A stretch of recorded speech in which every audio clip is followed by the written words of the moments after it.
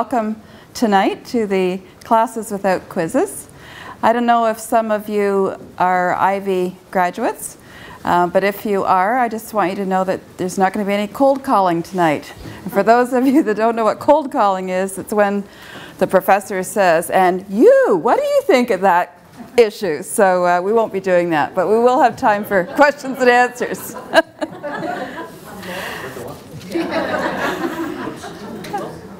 Oh, and we're going to do it in the dark. Can I see? Yes, I can see. Doesn't matter if I can see. Anyway, I thought what I would do tonight is tell you a little bit about the work that we did last year on leadership. And I'll set the stage, though, by telling you a little bit about why we did it and how we did it before I get to the results of what we did. The other thing I'd like to do tonight is we will have some time at the end for dialogue, questions and answers. And I always feel it's important to get the insights that you may have, because a lot of what I'm talking about I think will be familiar to you. So we do find that we learn as much from you as I think you learned from us. So there's going to be lots of time to discuss things. So how did we get to where we are today? Last fall, a colleague of another faculty, actually it's from the history faculty at Western, asked me to speak on the topic of business education. And he said, you know, I don't know how you do that at Ivey, because it moves so fast, the business world. It's always changing. You know, you pick up the newspaper and every day there's some new story. He said, you know, in history, we don't need to worry about that. History doesn't change. So he said, you know, I'm really interested in what you're doing at the business school and how you keep up with all the changes. And actually there is some truth to the fact that it is a massive problem for business educators to be able to keep up with the change. So the timing, though, of his question was perfect. And I had been working closely with a team of senior Ivey faculty for about 9 months on a research project that was designed to help us better understand just what happened to leadership before, during, and following the financial crisis of 2008. We had just produced a report. It's called Leadership on Trial, a manifesto for leadership development that addressed both the changing and the ageless face of business leadership. So this evening what I'll do is share the results of this project and hopefully at the end have a more fruitful dialogue with you.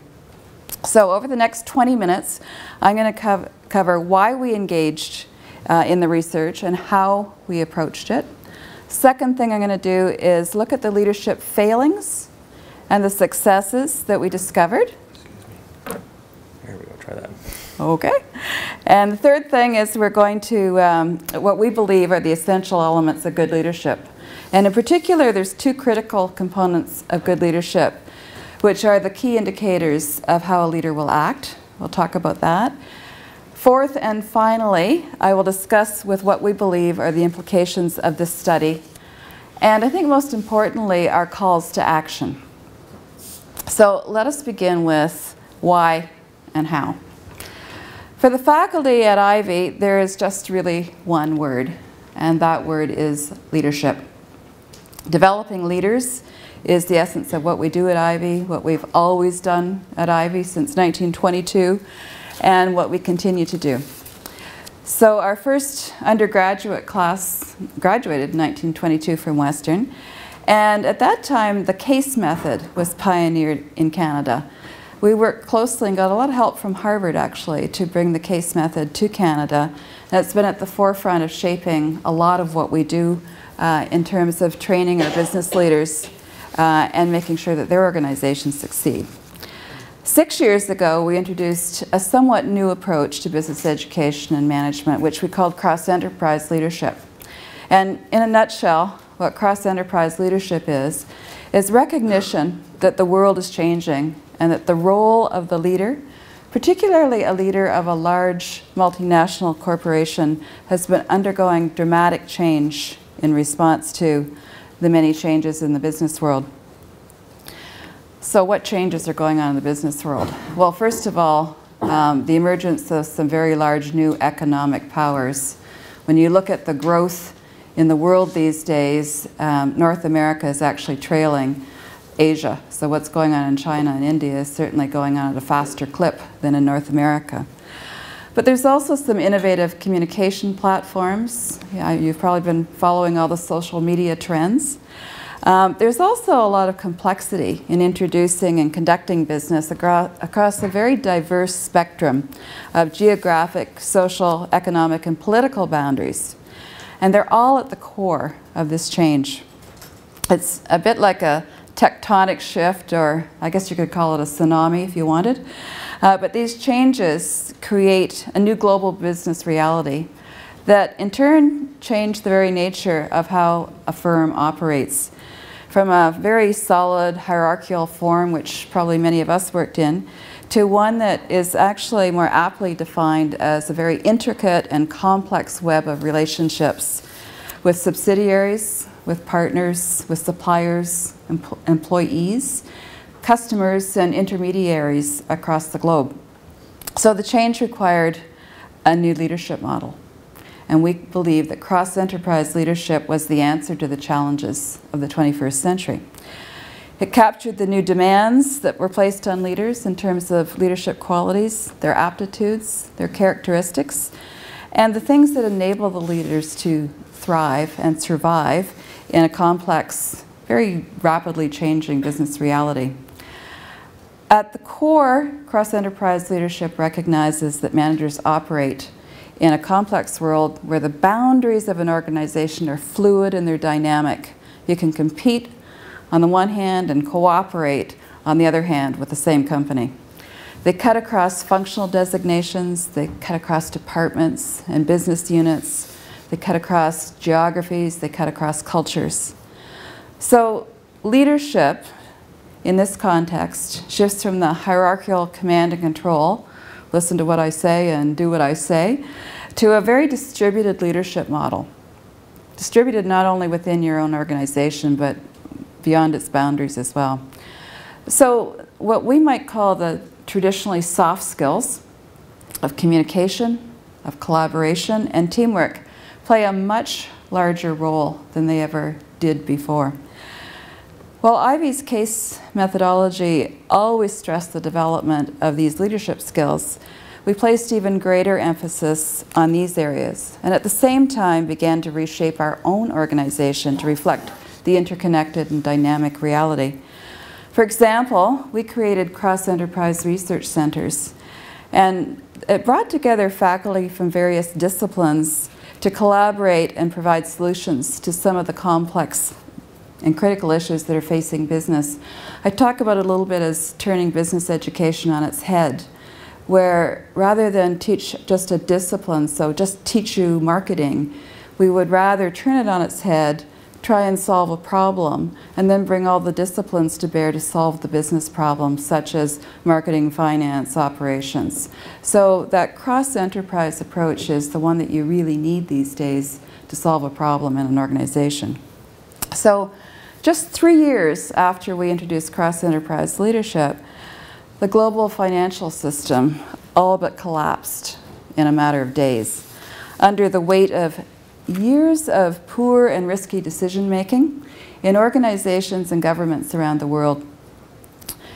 You can see now how they're all perilously interconnected, and it almost seemed like it was a downward spiral that happened overnight. It was definitely a shocking wake-up call for business, for governments, and for many within our peer group of academics who had trained the leaders who were now at the epicenter of this crisis. There was an article that was in The Economist in the fall of 2009, just as we were beginning our research project. And the author had this to say about the reaction of business schools to the current economic crisis, and I quote The Economist, not with a lot of pride. This has been a year of sackcloth and ashes for the world's business schools. Critics have accused them of churning out jargon-spewing economic vandals. Many professors have accepted at least some of the blame for the global catastrophe. Deans have drawn up blueprints for reform. The result? Precious little. Business schools have introduced a few new courses, but for the most part, It's business schooling as usual. The giants of management education have labored mightily to bring forth a molehill. End of quote. Now, I don't agree with all of that, but I think it was a wake-up call in terms of what are we doing at business schools to make sure that we are reacting to change and preparing leaders for the future. Frankly, as a Canadian business school, the premier business school in Canada, and also in Canada as a country, we had actually escaped the worst of the excesses, and whose banking system was hailed by many as the one to envy and to look to for a role model in the world. So as a management school, we actually could have rested on our laurels and carried on with the model of excellence that was being touted around the world for Canada. But that would not have been true to our principles. Besides, as one of our colleagues said, you never waste a good crisis. So this crisis was an opportunity for us to put our understanding of leadership and the process of leadership development to the test. It forced us to examine the gap between what we knew and felt about good leadership and what had taken place in the last decade. We started the report with the goal of answering 4 questions. First one, what went wrong with leadership that contributed to the 2008 and 9 financial crisis and the devastation to people, organizations, and national economies that followed it? Second question, what was the problem with leadership? Was it confined to the few organizations at the epicenter of the financial meltdown?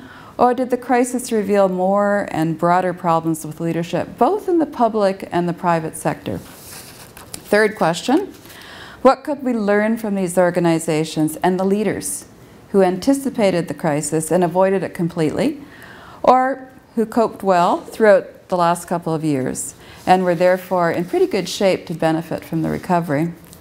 And finally, and probably one of the most important questions, our ultimate goal was to find the answer to the question, what more do we need to do or do differently to prepare the current generation of leaders to deal with the challenges that we have seen organizations face in the last couple of years, and those that we know that they're going to face in the future. So the qualitative research began in the spring of 2009 and was completed a year later, with the input and insights received from interviews with over 300 leaders around the world. We were in 4 different continents, certainly North America, but we're also in Hong Kong, we were in the UK, London, England, we were in India, and we talked to leaders in fairly small sessions. Some were dinners and some were bigger groups of about 30. And I was very impressed with the frank and open dialogue that these leaders wanted to have with us. So in essence, what we did is we put leadership on trial.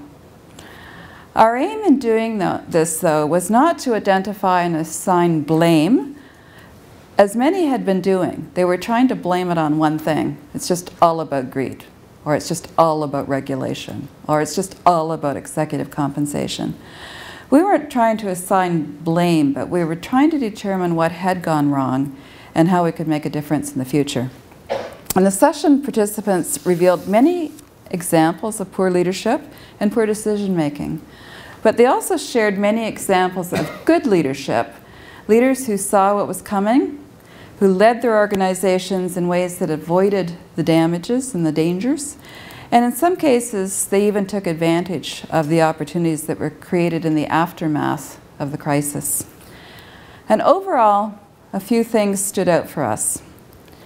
As I already mentioned, we were deeply impressed with the passion, the interest, and the commitment to change expressed by all the leaders that were engaged in these discussions. In fact, a little story, one of the people that was in one of these sessions was so passionate about the subject. He thought about it and he thought about it, and afterwards he gave a considerable sum of money to the business school to set up an institute for leadership. So we had people who really were believing in what we were doing and recognizing its importance. They were forthright in sharing their own and their organizational failures in some cases, including the failure to learn from the previous crises. Sometimes the question is asked, do you think this is going to happen again? Could we have predicted it? Did we learn from the past? We also learned that most leaders, the economic recession was foreseeable after such a long and heady period of growth. For those of you that follow the economy and follow history, you could almost see what was coming here. Debt was rising, spending was going up. Then banks typically will increase interest rates to kind of cool things down, and you will have a recession. The complete collapse of the global financial system, though, over just a few days, was truly what is called the black swan. And by that, I mean it was completely unpredictable and devastating. The recession was predictable. The financial collapse in a couple of days was unpredictable, and it was devastating. It was a broad-based problem. Leaders who failed and those who succeeded in anticipating and coping with the financial crisis were widely distributed across industries and geographies, and they were not confined to the financial sector. A lot of emphasis has gone just on investment bankers and bankers in general, but there was a lot going on across the various sectors. And it's very tempting when you're faced with a crisis of this magnitude to seek a very simple answer and a fast answer. And in some ways, once you do that, it kind of assures you that you understand it, and the black swan has a single cause. But we wanted to make sure that this was not true, that it wasn't just the greed of a few, or it wasn't just the people that worked in the financial sector, or it wasn't just bad people doing bad things. However, this sort of single focus, single blame, didn't stand up under examination. We certainly discovered that that was just way too easy an answer. There was no single cause. I think we all know good people. We know generous people, ethical people, philanthropic people, and community-minded people who work in these industries and these companies.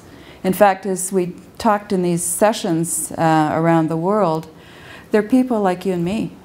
You know, they're real people. They have feelings. They aren't sort of greedy people like some of the movies these days make them out to be. They're real people who really did care deeply about what was going on. So to simply accept an answer that it was all about greed or that the system failed was really failing to understand the issue as we saw it. However, from our investigation, we do believe that the most devastating failures of the financial crisis were the failures in leadership. And they were both within, but they also went well beyond the financial sector. So let's first look at what the good leaders did right. First of all, good leaders did not take risks that they do not understand.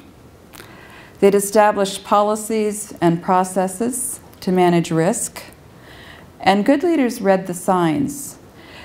They read the signs in the marketplace, they anticipated the recession, they put tighter liquidity measures in place in their organizations, they made sure their balance sheets were in good shape, and even a few did anticipate the meltdown. They also understood the historical events and learned from the past experiences and the crisis, and they put that learning to good use in their decision making. They also dedicated capital to business units, but they didn't bet the farm on any one business unit. And in a couple of cases we saw that, where if something was growing at a really rapid clip, they pretty much took all their capital and bet it in one place. And didn't have the checks and balances in place to make sure that that was not going to create a problem for them. As you can see from the charts about those who failed and failed to perform well, there were some other actions that also took place. But the thing that I think that's important in the overarching qualities of good leadership that came up in every session.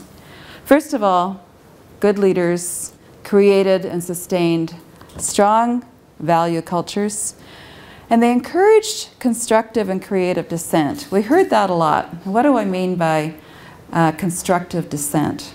And I will never forget this one session where they said, you know, we thought we understood, and there was one person on our team that was saying, you know, don't think this is sustainable.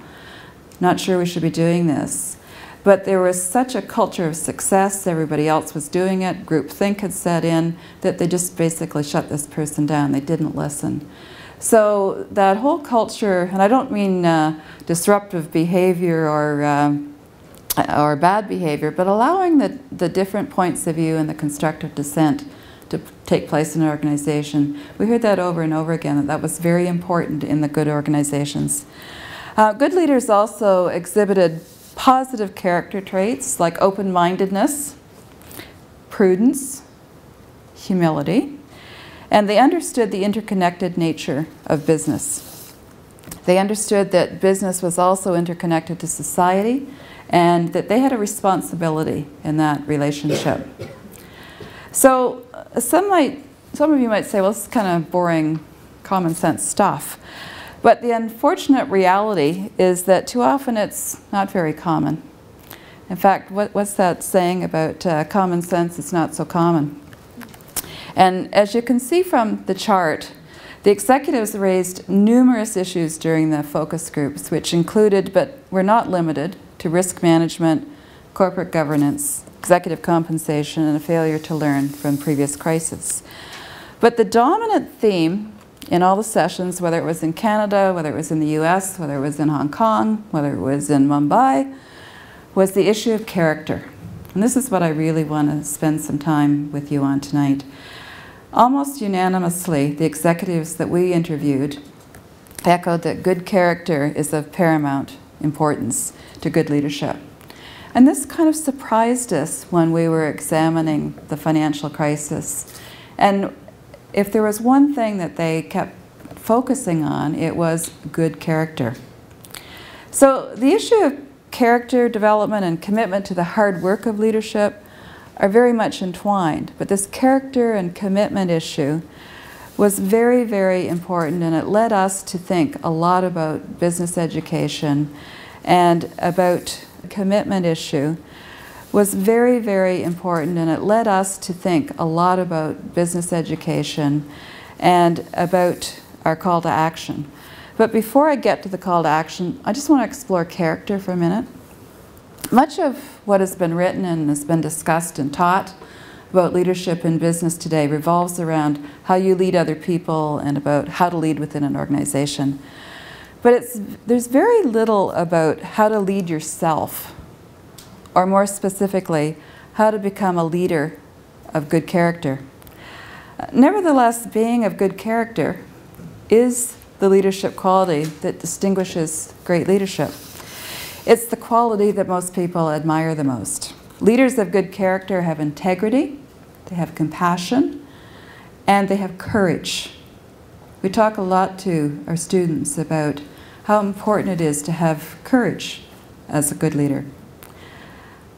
Good leaders are careful, they're prudent, they're humble in their awareness of their own limitations. They seek out the knowledge and the counsel of others. They constantly learn. You know, some people talk about the learning curve in a new job kind of goes like that, and then you plateau off because you become competent. And really what we discovered is the curve goes more like that, and it never stops because the good leaders are always learning. Their decisions and their actions inspire employees to think and act in a way that not only improves the bottom line, but that contributes to the well-being of an organization and a society. So when times are tough and decisions were especially difficult, the best leaders during the crisis also remained calm. They knew which questions to ask, and they knew where to go for the right answers. They always placed priority on how their decisions and their actions of their firm would affect employees, investors, and other stakeholders. I think sometimes we spend way too much time just talking about shareholder interests. It is more complex than that. Yes, shareholders matter, but so do some of the other stakeholder interests, your social responsibility in a community. They didn't fixate on shareholder value. Certainly they understood it, but that wasn't the single dimension that they looked at. They weren't afraid to forego the short-term gain for long-term growth. There's a very good example here in Canada, and it's the leader of one of our banks. And it's a bank well known to Londoners, so I'm sure you can guess which bank that might be, who early on severely limited their bank's exposure to high-risk mortgage products that this leader could not understand. And he had to endure the criticism of poor performance by the markets for a couple of years, only to be lauded for prudent leadership and foresight following the crash. And so that was Ed Clark, the leader of TD. I don't know how many of you are from TD in the audience, but that showed courage, because he obviously said, I don't understand this. If I don't understand it, I'm not going to do it.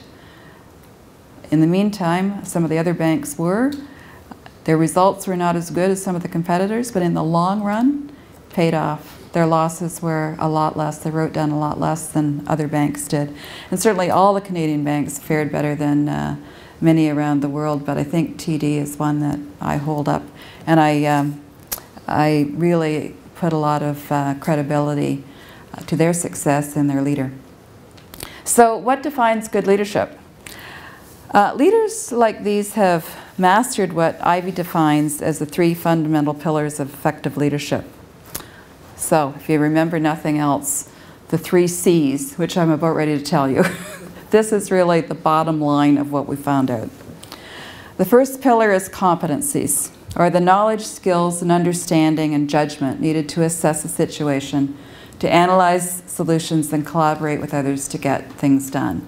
That's probably not surprising to many of you. To be competent makes sense, because you have to understand what it is that you're doing. The second is commitment, and that's the commitment to do the challenging and rewarding work of leadership. I sometimes call it the hard work of leadership, the rolling up of your sleeves, the taking of accountability, as opposed to holding a position or sitting in a particular chair at the top of an organization. The great committed leaders do the hard work of leadership. Commitment is aspiring to a vision and being willing to make sacrifices in the pursuit of this vision. The third pillar, which I've already talked about in our model, is character. Character is based in virtues such as courage, compassion, integrity. Character is evident in a leader's values, or the beliefs that influence his or her behaviors. And these values are manifested in a leader's actions, especially in situations fraught with difficult moral choices. Leaders of good character are clearly guided not only by self-interest, but also what is best for the society and the organization that they lead. They're the ones that can look beyond the bottom line and understand the bigger picture. Business schools, for sure, teach competencies. We help them to work through and analyze problems and develop and execute a strategy, and to acquire knowledge about organizations and businesses. To a certain extent, most schools also nurture commitment to become a leader and to succeed in business. Lord knows we work them hard enough with their 48-hour reports, and they certainly do make some sacrifices to get through things at Ivey. But overall, during our research on the discussions around the crisis, it was character that surfaced as something that business and many business schools needed to put greater emphasis on. Now, we've had a great debate at the business school about, can you actually teach character? We can have that debate in a minute. After all, when they arrive, they have been raised by parents, they've been in an environment, things have happened to them, they have formed opinions. Who do business schools think they are that they can teach character? Now, at Ivey, we have always strived to develop leaders of good character, Central to the mission of Ivey is to develop business leaders who think globally, act strategically, and contribute to the societies in which they operate. So we thread some debate about character into our curriculum, and we test it in class discussions and team projects, and it's often at the core of the analysis and the discussion of our case studies.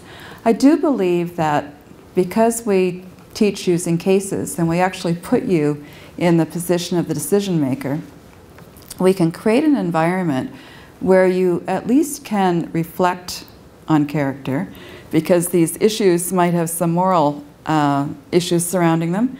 They get debated in class, and in a way you sort of get to test your character and see how that character is perceived by others, and get to see another person's point of view on character.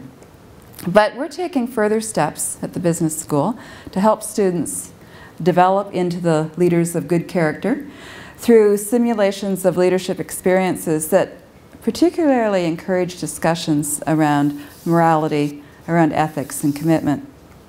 For example, one of our authors of the report, and you will get a copy of it tonight, I believe, is Professor Mary Crossan. And she has developed a new course for the MBA program called Transcendent Leadership. Now, what does that mean? It was introduced this year, and it seeks to demonstrate how leadership transcends many levels. It transcends others, the organization, society, and oneself, as leaders strive to make a difference. It's really designed to take our students on a bit of a self-discovery of themselves and their character. They do this through group exercises, as I mentioned, case studies, but also through self-diagnosis and application. I believe that leaders really have a responsibility to improve themselves as leaders. It's not something somebody else is going to do for you. That examination of character and that building of character, I think, does come from within, certainly enabled and helped by others, but it really is up to us as individuals. One of the 6 sessions in this course featured Robert Dumet. I don't know if you have heard of him, but he's in Quebec, and he was a guest speaker. He's the CEO of a food company, and he credits the success and the longevity of a family business to a management model that was founded on authentic relationships, he calls them, human values, and spirituality. Now, how often do you hear spirituality being talked about with business people? He believes strongly in that. And I'll quote him, he says, "By implementing activities that are based on humanity and by adhering to fundamental values such as human dignity, justice, and equity, employees gain a better sense of what they need to do. This results in more satisfied employees who aim to produce more, thus increasing competitive returns on investment." So he doesn't believe that making a profit is a bad thing, but he does believe that that needs to be combined with a real sense of moral ethics and spirituality. Another guest speaker that we had just 2 weeks ago was Mary Gentili, and you may have read her book, but she led students in a hands-on session designed to prepare them for values-driven leadership. And her book is called Giving Voice to Values, by the way. And she talked about her own experience and also having taught a lot of business students where people felt that they really couldn't voice their values, or they couldn't act in a way that was demonstrative of their own values. So her approach really argues that the real issue of leadership isn't about distinguishing what is right or wrong, but it's knowing how to act on your values despite opposing pressure. So rather than focus on an ethical analysis, it focuses on an ethical implementation, asking the question, what if I were going to act on my values? What would I say? How would I say it? How would I do it? And how could I be most effective? You know, I think to just say, I'm right, you're wrong, generally gets us nowhere, other than we have 2 different points of view. And that really will not be an effective way to act on your values. So she was really quite interesting in that. I expect that with more rigorous emphasis on character, Ivey's curriculum may be a bit controversial for some business people. Some will believe that it's next to impossible to breed leaders of good character, and I certainly have been told that. That character is innate. Some people believe that you are born a leader, you come out of the womb as a leader, and I actually think that that is not true. I don't think that, that one's a leader, that one's not a leader. I think a lot does happen in our lives that shapes this. So I agree with Warren Bennis, who some of you may have heard of. He's the founding chairman of the Leadership Institute at the University of Southern California. And he said, the most dangerous leadership myth is that leaders are born. This myth asserts that people simply either have certain charismatic qualities or not. That's nonsense. In fact, the opposite is true. Leaders are made rather than born. Our study did confirm that there was and is a serious leadership challenge across the globe. While the financial crisis itself may have been a black swan, the fall of many organizations was in fact predictable and can be attributed to a failure of leadership. Leadership competencies, leadership commitment, and leadership character. The final section of our report, so for those of you that want to just flip to the end of the book, is the call to action. And the call to action is certainly to business educators, but it's also to business leaders, to boards of directors, to human resource professionals, and future leaders themselves, our students. I've told you some of the things that we're doing at Ivey to address the leadership gaps that we found in our study, particularly those that relate to character development. We are providing you with the report, and I hope that you will take the time to read it and reflect on it, because as I said, I think a lot of it does come from within. But ask yourself the question, what leadership characteristics do I display in my actions? That's our call to action to you. I think I will end with what some of the business leaders possess. Here's a list here. They're very strong advocates of anticipatory leadership. They challenge the use of business models. These are the business leaders I'm talking about. They create cultures of dissent, and they form a continuous organizational learning by being learners themselves, and they insist on character assessment and development. I'll close with Mahatma Gandhi, who said, "Be the change that you want to see in the world." So think about that. Think about how you as a leader, how you as a person with great character, with commitment, certainly with competency, can make change in the world. It doesn't have to be in the business world. I think this is very transferable to the not-for-profit sector or any kind of leadership that you may be undertaking. But it really is a call to action, I think, for all of us to look within and see what we can do to improve our leadership. So thank you for your time. I have shared with you the results of our study, and I'm looking forward to hearing your thoughts on what you think about this, and also any questions that you might have that we might have discovered along the way. So who wants to be the courageous first leader?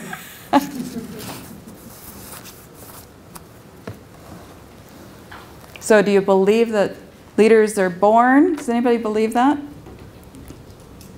No? Yes? Actually, I do have a question. You're focusing on the new leaders down the road with the Ivey Business Group. Is it too late for the current leadership to put showing some of these characteristics?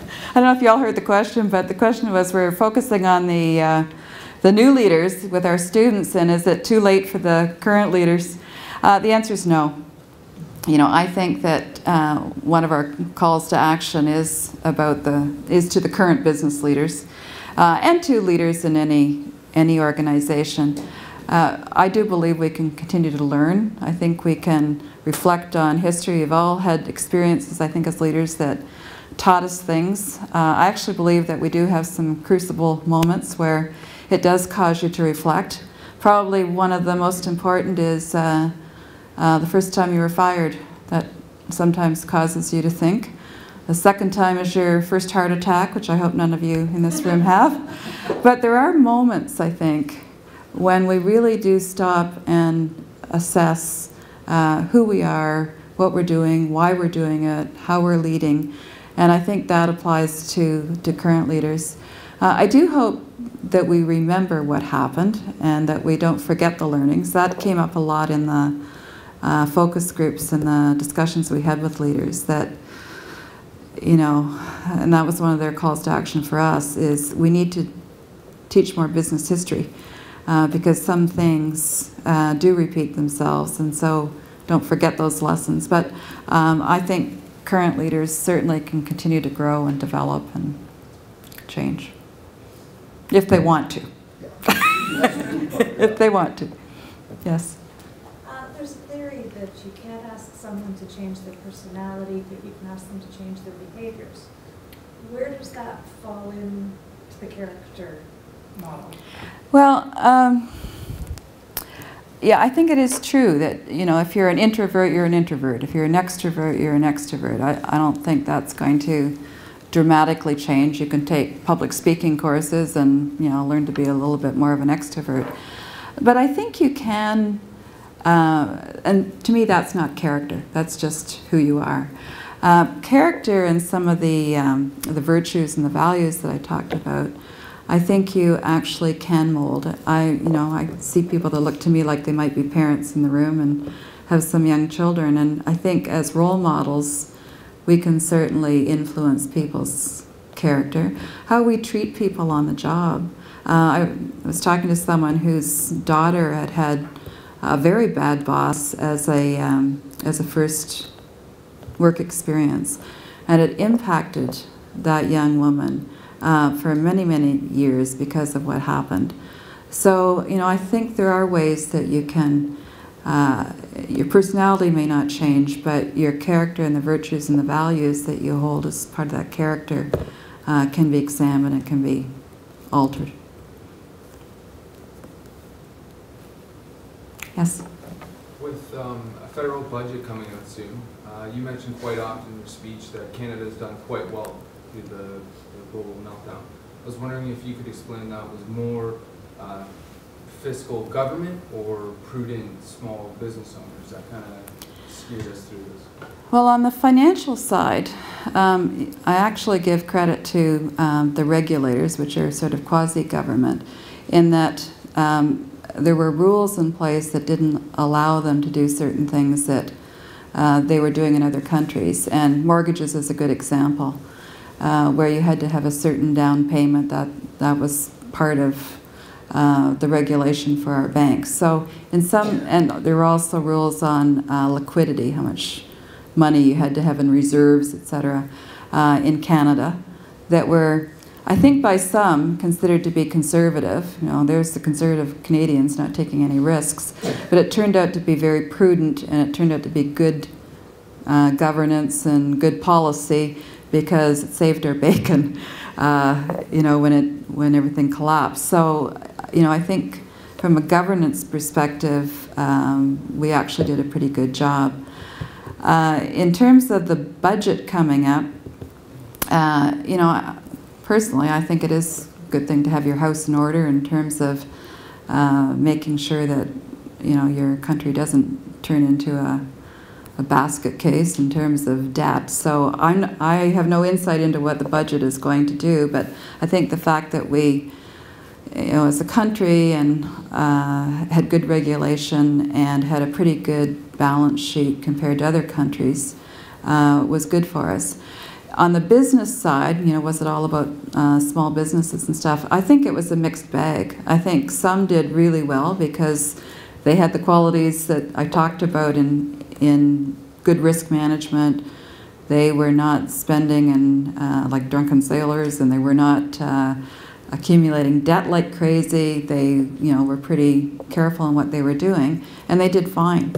Others didn't. Some of you may know that, if you don't, I'll tell you, I am on the board of General Motors, and I joined just after the bankruptcy. I was the appointed board member when the Canadian Ontario governments bailed them out. And, you know, there was an example of a company that hugely successful for many, many years. And, you know, when in hindsight you could see what was going on in terms of debt, ended up bankrupt. Fortunately, it's coming out and doing quite well now. But from a business point of view, I think there's a mixed bag. One of the things that I think it's easy to fall into is complacency as a business. So I don't know how many of you are business owners, but if you're successful, sometimes it's really easy to say, well, I'm successful, I'm going to keep on doing the same thing I've been doing in the past because that will breed more success. And sometimes it doesn't. If things are changing around you, you need to recognize that, you need to anticipate. So sometimes successful companies were the ones that actually really didn't do all that well through the crisis. So does that answer your question? Okay. Okay. Yes? What do you see happening in the U.S. in comparison? You know, I think a lot of us would think that the U.S. was sort of the epicenter, I guess, of what happened. And so, you know, perhaps comparatively what's happening in business schools in the U.S., you know, we're Canadians, we like to contemplate, like you just very logical conclusions, I think, and a lot of work's been done. And I'm just curious if the same sort of self-reflection has happened. At the business there. schools? Yeah. In, Yes. yes, I think it was later. There was a lot of pressure put on I mean, that article in The Economist, I think, was not directed at us. It was directed at some of the U.S. business schools who certainly had a focus on shareholder value. So I think the change is starting to take place. I've seen some of the changes and what they're trying to do. But I think it came a little bit later than it did in Canada. So hopefully it will continue to take place. You know, the U.S. is interesting. On the one hand, they're a very competitive I mean, I never count the Americans out in terms of their ability to be resilient and to come back. And I see it in my dealings with U.S. business.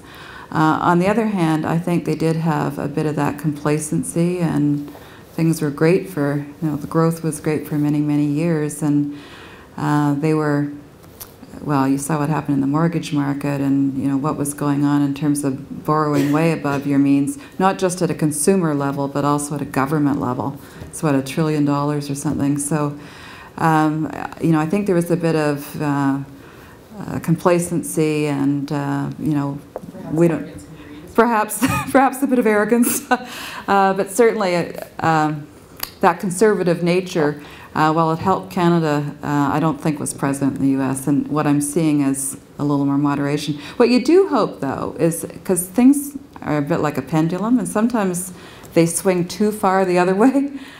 So what you don't want to see is things swing too far the other way.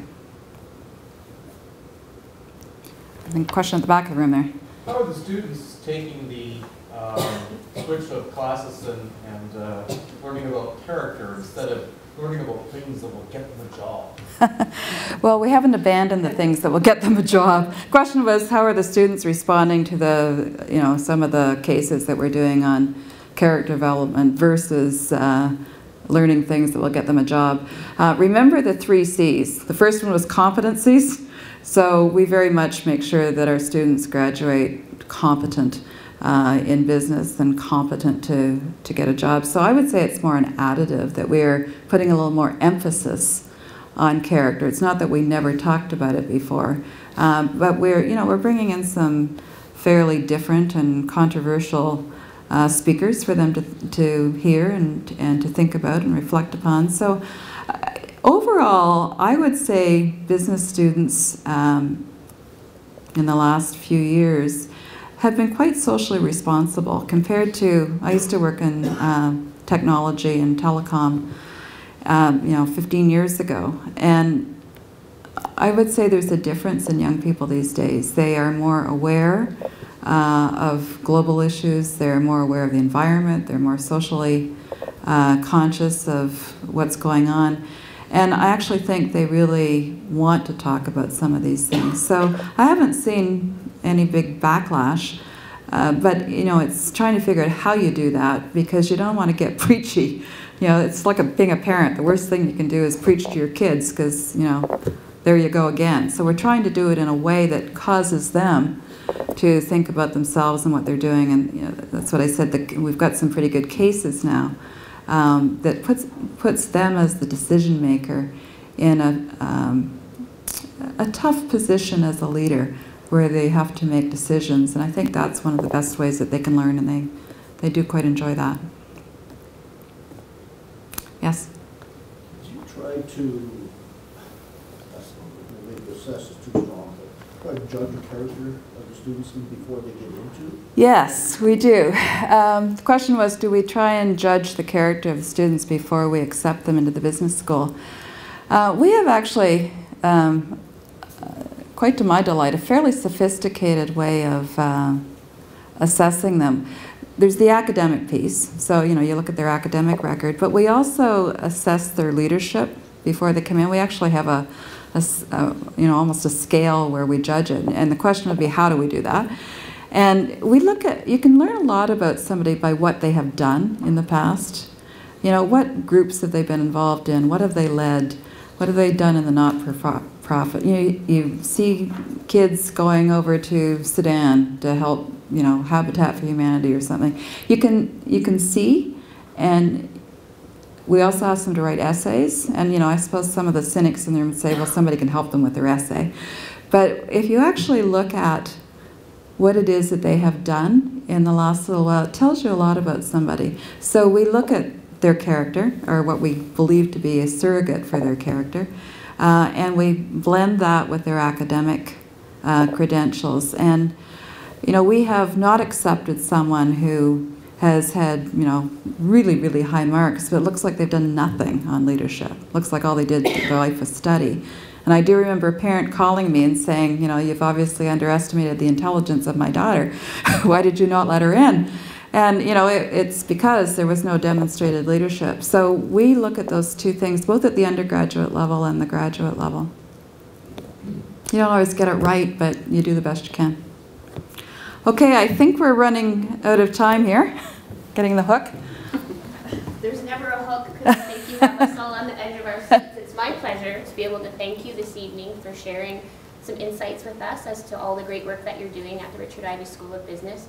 It's an honor for us on campus to have Carol Stephenson serve as our dean in this regard.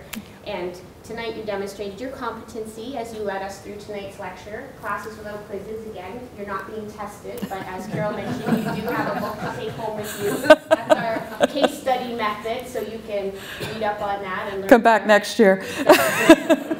You demonstrate your commitment to Western and all that you do with your Order of Canada and all that you've done for us on campus. And you also demonstrate your character with the community. And so tonight, as our thank you gift to you, we've made a donation in your name to the United Way. Oh, thank you. Because as many of you may know, Carol actually chairs the United Way campaign for London and Middlesex. And we've just had our big exciting announcement at Western, our record-breaking announcement. So when we were racking our brains as to what to get you, we thought that would be a very It's wonderful. tribute. Every penny counts. Thank you. So please join me in thanking Carol.